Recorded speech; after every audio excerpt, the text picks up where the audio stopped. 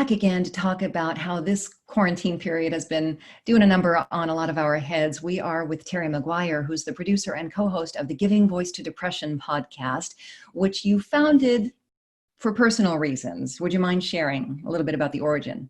No, I'm glad to, because it's the whole point is when we share our own personal stories is how we can really make a connection. And that's the basis of peer support. And it's the basis of our podcast and social media outreach. Because, when you go to a doctor and you say, oh, I've got this pain, and they start talking about the area on your body and the way the muscle, that's different than when they say, oh, I tore my rotator cuff too. Now we're talking, right? Because now you can have that connection and they know. So I have depression, I live with it, and I had my worst ever bout a couple of years ago when I finally came out of it, and that required me to, oh yeah, this is an illness that can be treated as opposed to just the end of life as I knew it and the end of me as I knew me, that I could, with my background in voice work like you, with my background in news, all those things sort of came together, and I thought, I would love to have had someone talk to me when I was in bed with knowledge, with lived experience, and tell me there is another side. You'll get out. You will not always feel the way you feel now. And I realized I had the ability to do that. And now with podcasts, we can reach lots of people. I think we're well over 300,000 plays now. And that's 300,000 times that somebody who needed some information, some connection, someone to tell them you are not alone and there's nothing wrong with you as a human being. There's something wrong that you need to talk to a doctor or therapist about and see if you can't get on top of it and put a floor back beneath your feet.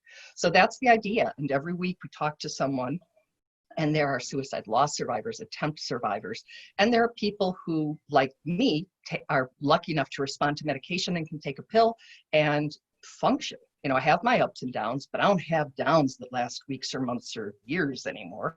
And that people need to hear that, because hope is one of the most important and protective factors that we can have. You have to believe you're not going to feel that way forever. So of all of the interviews that you've done, all the episodes that you've hosted, can you share with us some of the things that you have learned, or maybe some of the common themes that keep showing up? Sometimes what you learn is language, just the way someone words, like a therapist said that depression is a parasite. And I thought, yes, it takes from you everything it needs. And someone else said it's always in the background doing push-ups. It's getting strong, right? And those are things that just sort of hit you and you go, yeah, I'm going to use that. Yeah, because it helps us have the language to explain it to our therapist, to our doctor, to our partner, to our friends, to ourselves.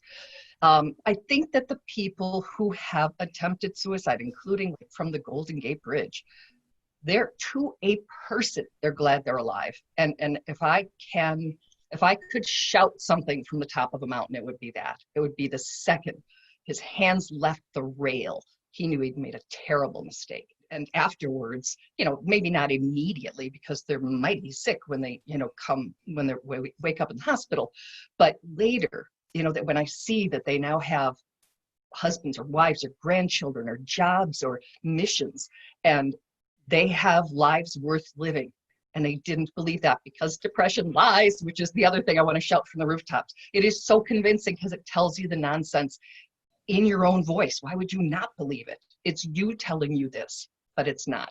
So we really need to understand that when it tells you you're a burden, when it tells you you're always going to feel this way, those are lies. And the more people who know that outside of ourselves, because you're probably going to believe it when it happens to you because you're so worn down.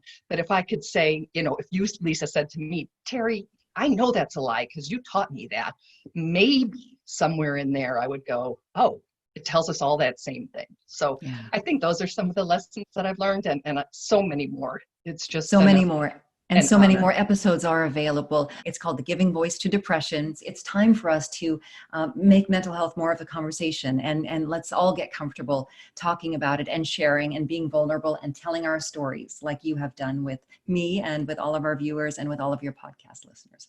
So Terry McGuire, thanks again for joining us here on the Help and Healing Hangout.